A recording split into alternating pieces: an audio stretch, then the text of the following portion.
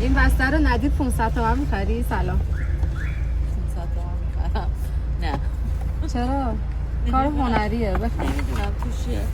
خب ریسکیه دیگه. نه دیگه. چالش اینستا ندیدی؟ چرا دیدم ولی من الان نمیخوام اینو بگیرم. مرسی. این بسته رو از من 500 تومن ندید می‌خری؟ نه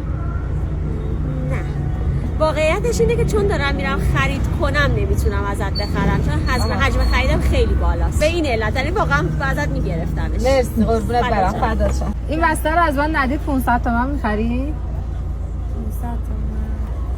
اگه حمایت میشه ازتون آره میخرم. مرسی آره حتما. دوستاتون نمیاد؟ بچه‌ها بیاین.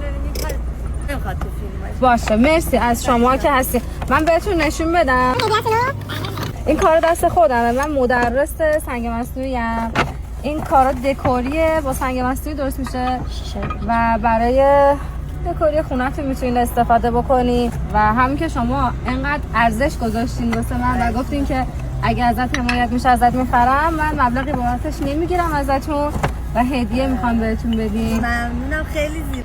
اجازه بدید من مبلغ بدم چون واقعا نیتم این بود که شما حمایت قربونت کنید. برم من خیلی کسب و کار متشکرم. زندگی دوست دارم حمایت. مرسی شما لطف دارین از به ما. آره این خدمت خیلی شما. زیبا. ما اینجا همسایه خودم هم خواستم قندیه بدیم. چه عالی.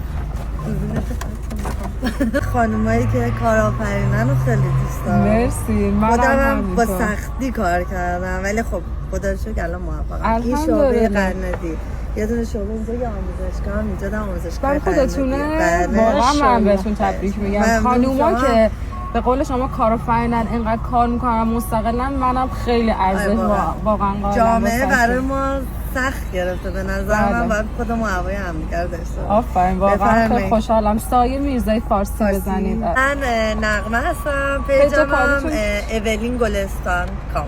خیلی متشکرم.